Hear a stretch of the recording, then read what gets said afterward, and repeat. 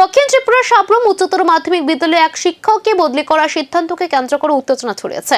রাষ্ট্রপতি শিক্ষক হিসেবে পরিচিত প্রণব দাসের বদলির প্রতিবাদে স্কুলের গেটে তালা ঝুলিয়ে বিক্ষোভ দেখালেন অভিভাবক ও শিক্ষার্থীরা। শনিবার সকাল থেকে সাবরুম উচ্চতর মাধ্যমিক বিদ্যালয়ের সামনে জড়ো হন বহু অভিভাবক ও ছাত্রছাত্রী। তাদের দাবি, দীর্ঘদিন ধরে বিদ্যালয়ের নিষ্ঠার সঙ্গে দায়িত্ব পালন করে আসা শিক্ষক প্রণব দাসকে হঠাৎ করে বদলি করা হয়েছে, যা মেনে নিতে পারছেন না তারা। বিক্ষোভকারীরা স্কুলের মূল গেটে তালা ঝুলিয়ে দেন, যার ফলে পাঠদান কার্যত বন্ধ হয়ে পড়ে।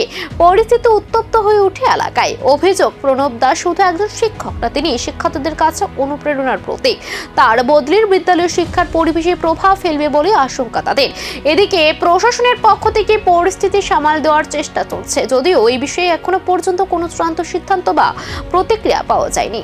সকাল থেকে স্কুল বন্ধ, খোলার সময় যেটা ছিল সেটা খোলা হয়নি। বিষয়টা নিয়ে কি হয়েছে একটু যদি বলেন।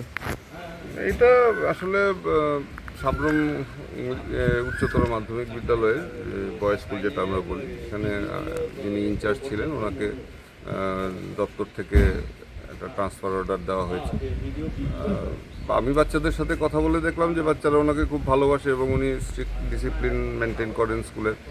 ওই জন্য ওনারা বাচ্চারা একটু ক্ষুব্ধ, তো ওই জন্য স্কুলের তারা বন্ধ করে রেখেছিল ওদের দাবি এস্টাবলিশ করার জন্য।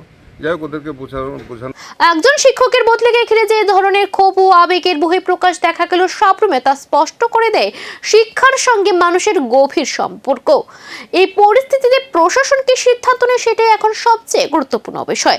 দ্রুত সমাধান না হলে এই আন্দোলন আরো বড় আকার নিতে পারে, এমনই আশঙ্কা করছেন অনেকেই।